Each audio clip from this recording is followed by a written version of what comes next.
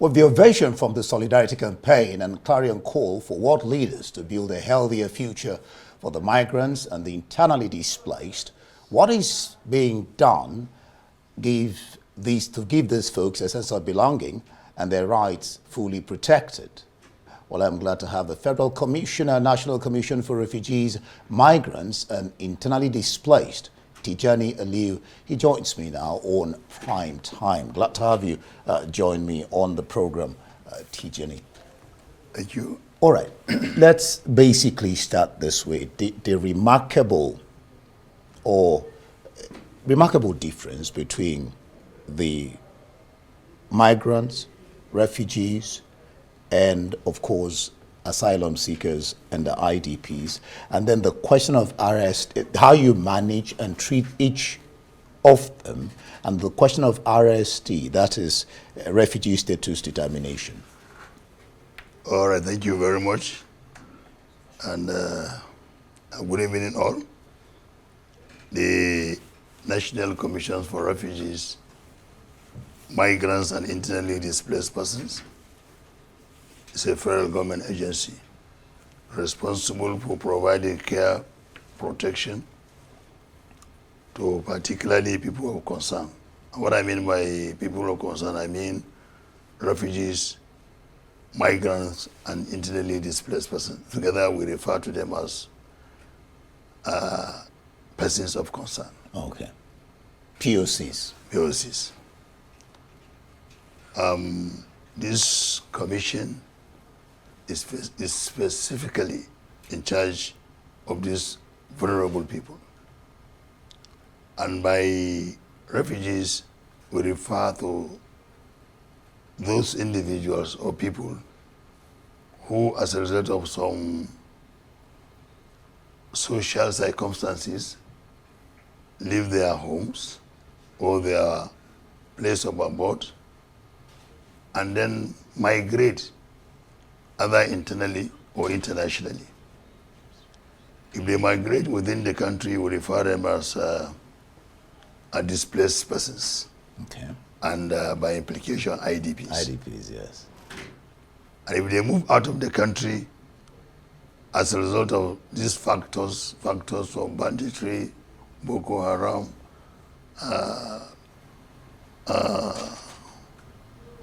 farmers, herders, clashes, I'll be refugees. then as they live out of the country Yeah. to settle elsewhere, we refer to them as refugees. Okay. But if as a result of individual likeness to migrate or to leave the country and search for greener pasture, this will refer to as such individuals as migrants. Where do you leave people who were affected by natural causes, circumstances, Yeah. tornadoes, hurricanes, and, you know, all those kinds of things? Erosion, and so on and so forth, climate change, and so on and so forth. That's what I'm telling you.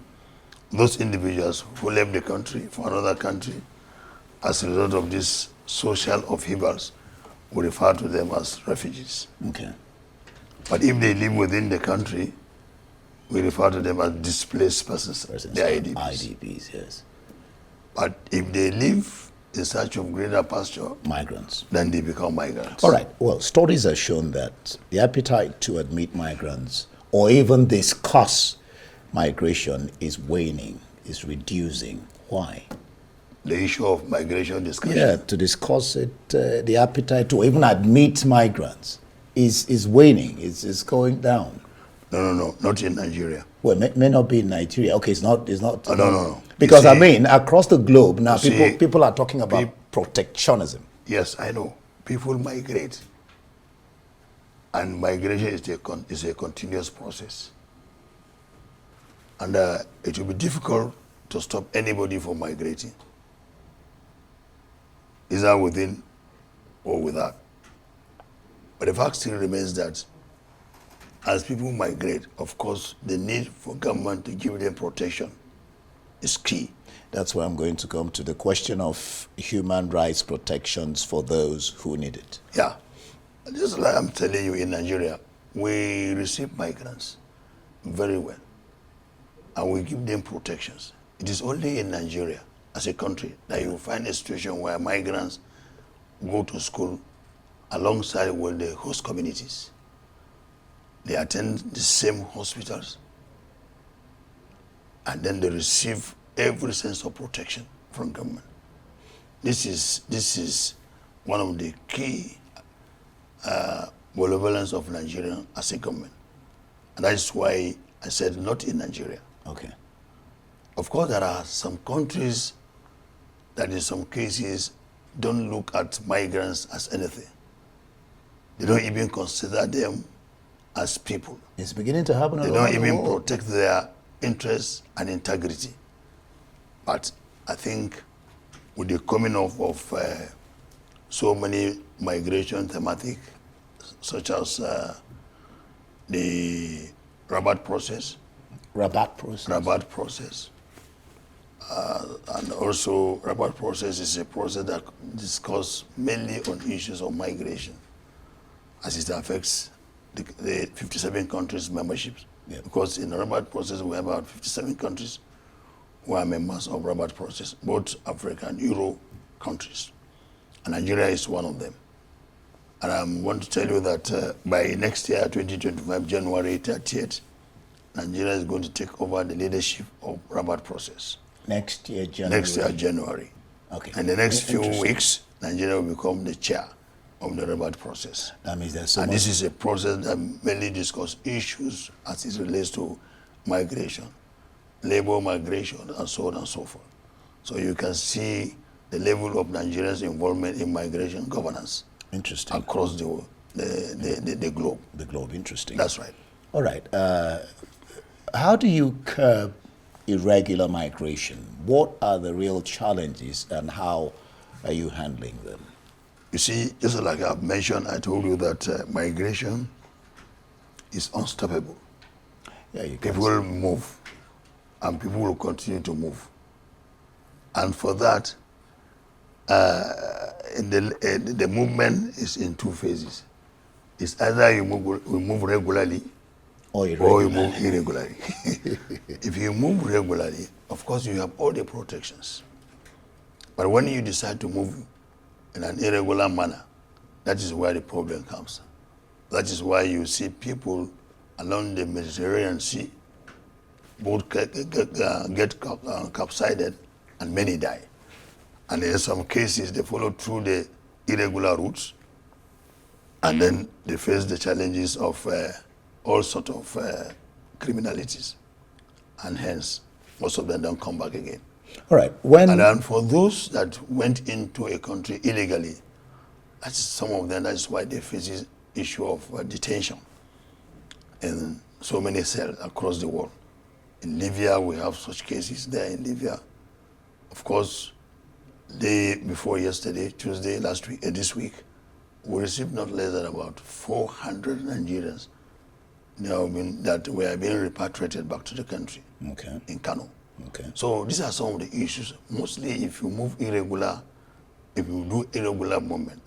You've had, being in that office, you've definitely had or encountered irregular movements. How did you particularly deal with them? You see, in a situation where they were returned, because we refer to them as returnees, if they are returned back to the country. Those ones are not illegal. They're not irregular. Are they irregular? No, they are irregular. And sometimes some of the countries don't look into even their papers, but they decide to voluntarily repatriate them back to the country.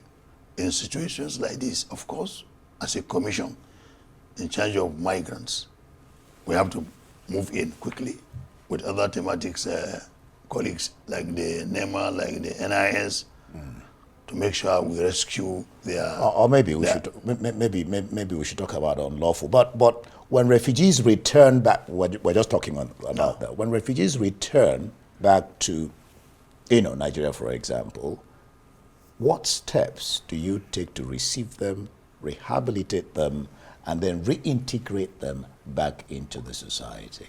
You see, when usually returning refugees back to your country is voluntary. You can't force somebody who is a refugee in Cameroon, a refugee in Niger or Chad. You don't return him forcibly, because one of the international best practice is that the person that is returning, he has to voluntarily, on his own, decide to return back to the country. You don't force anybody to come. And in doing that, of course, there are best practices as enshrined by the international communities. One, you have to prepare their minds for coming back. Provide them with some livelihood. Two, shelter, temporary shelter. You have to arrange for that temporary. As soon as they return, you have somewhere to keep them. This is the best practice. And three, you must ensure that the area in which they are returning is secured. So these are the basics factors that is required before you return anybody back to the country. And that person that is returning must agree to come himself, not by force. Voluntarily. So these are some of the steps that must be taken. In Nigeria, in 2001, 2002, up to 2003, over 15,000 Nigerians that are living in Cameroon were voluntarily repatriated back to the country. And provision was made for them. Shelter was provided. Security was also provided. Items of food were also provided to them. So you can see Nigeria has been following the international best practice. And that is what is happening in Nigeria. When you go to Maiduguri, where most of these people repatriated were either from Borno State, Adamawa, and Yobe State.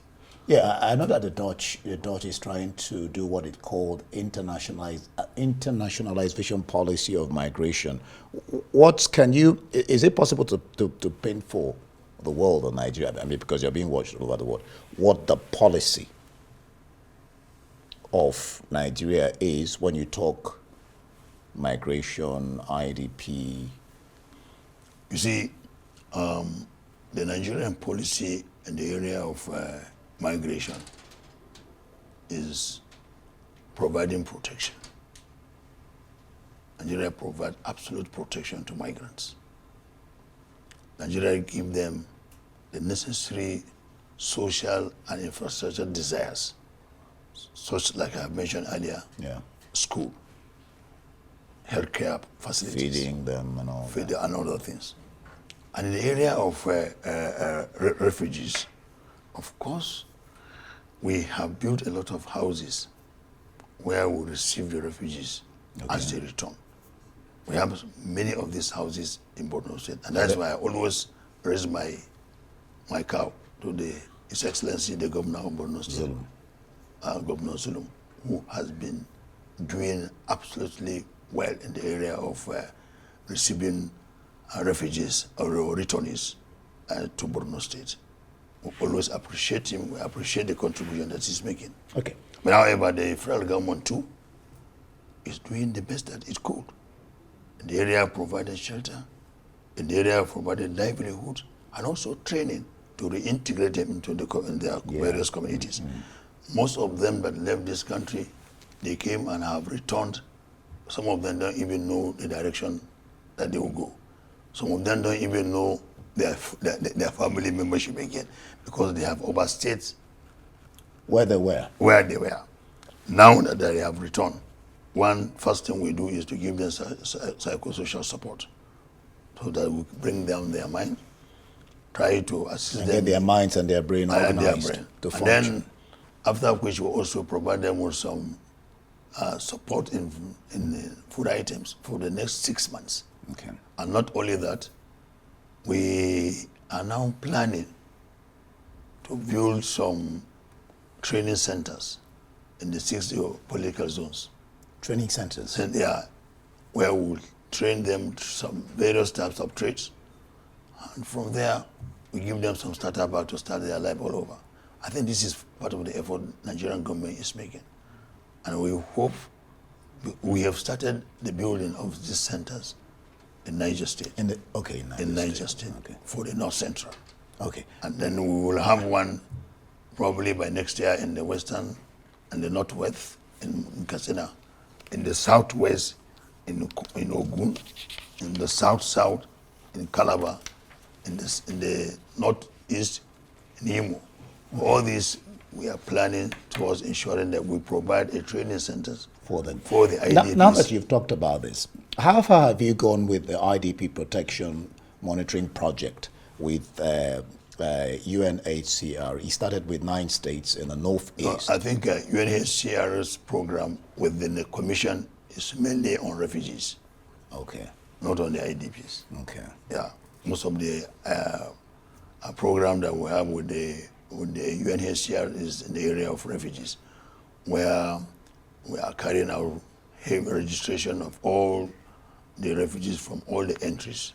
So how far has that project gone? Oh, it and has that started gone with down- 9 states, and now it's been scaled down to 3. I think this with what the IDPs. Yes. With the UNHCR. Yes, that No, we don't have any. UNHCR. No, we don't have partnership with the UNHCR in the area of IDPs. We have partnership Refugees. in the refugees. Yeah. Yeah, the refugees. And that's why I said most of these border states that share borders with other countries, we have our offices there, and we have registration officers sponsored or taken care of by the UNHCR. Okay, I will talk more on the collaboration between these agencies, but let's discuss numbers. As of December 2023, the report is we have a total of 3.3 million IDPs, 1.8 million IDP returnees, and 0.2 million refugee returnees in 3,900 locations across 14 states of Nigeria. Has the number increased or decreased? Because when you talk about that for the IDP, it has increased. Okay. Because with the flooding that we had just recently experienced, and vis-a-vis this number that they are making, 3.3 million. This 3.3 This was even in million, 2023. Yeah, This is 2024. and it is from the international communities. Okay. Forgetting the fact that the number of IDPs we are having in the host communities is more than the number that we have in the camps. In the what? Camps, in camps. Camps, okay, camps. These are two different things. We have IDPs that are staying within the host communities. They stay with their relatives, but they were displaced. Okay. Like somebody who is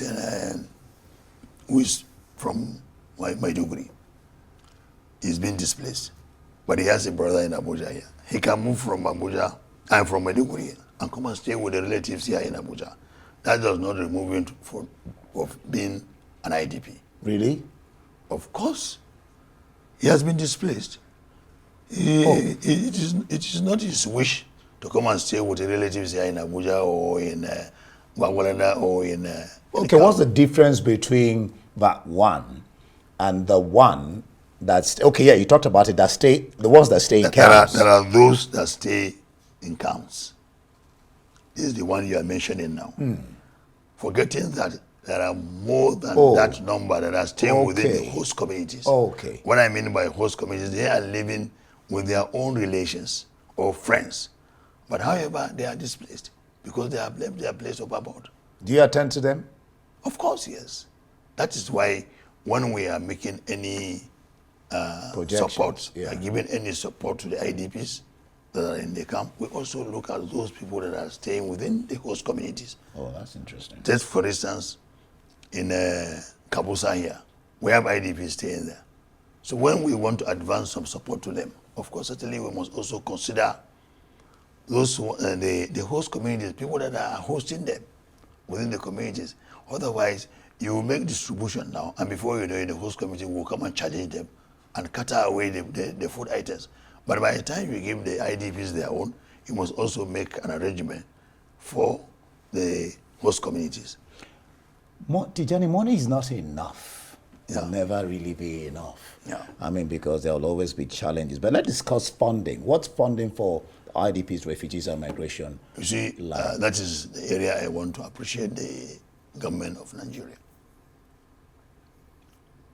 Appreciate His Excellency Bola Ahmed Tinubu, GCFR, the President and Commander-in-Chief of the Federal Republic of Nigeria, for considering and increasing the level of funding as against what it used to be. I remember in 2023, in our budget, about 1.7 envelope was given to the commission. Okay. But now I think we have over 3-point-something billion.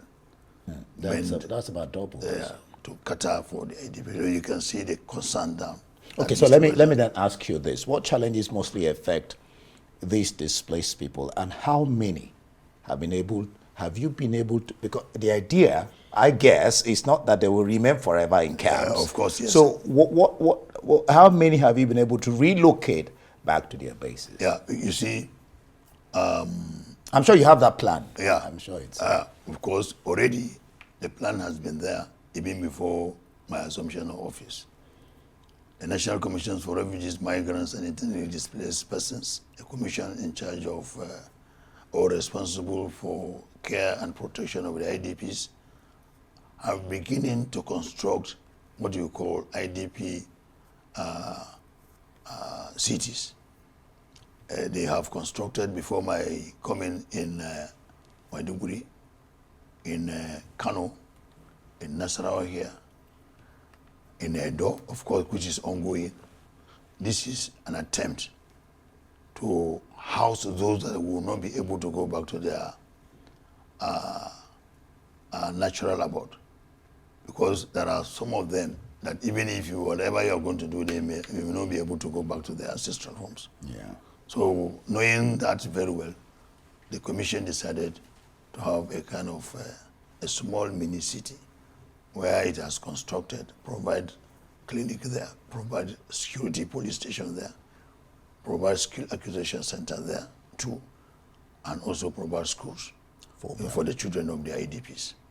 This, if you go to Nasarawa here close by, you'll find one there. All right, before we let you go, and of course, we have to talk about securing the IDPs, because we've had tales of them being molested and all that. But what's the partnership with national, international agencies and civil society organizations like? How has this helped in the work of managing these group of people? Yeah, in fact, of course, just like you have mentioned earlier, the issue of funding is key. I think we will not forget the contribution of IOM. Okay. Internationalization of Migration. Yeah. Anytime we have returnees coming to Nigeria, in fact, the IOM take care of that responsibility. Oh, really? Very well. Transport them all the way from the country of destination to the country of their origin. Like I've told you, on Tuesday, over 400 were returned to Kano, and this is through the effort of IOM. We also have the contribution of the UNHCR in the area of refugees. A lot has been done. A lot of contribution and support have been received from UNHCR. We want to appreciate their contribution. And not only that, we have the GIZ. Of course, they too are making a lot of contributions, particularly when we had our National Migration Dialogue last week, and also the Migration Day that was carried out yesterday. A lot of contribution was received from the GIZ, and we want to sincerely appreciate that contributions. And not only the GIZ, we have IRARA. IRARA too are also coming in.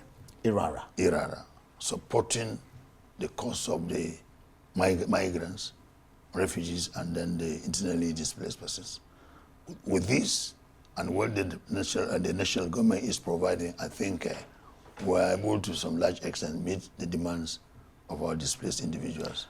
All right, Tijani, Mr. Tijani Aliyu, Federal Commissioner, National Commission for Migrants, Refugees, and Internally Displaced. Thank you so much for your time on Arise Prime Time. Thank you very much.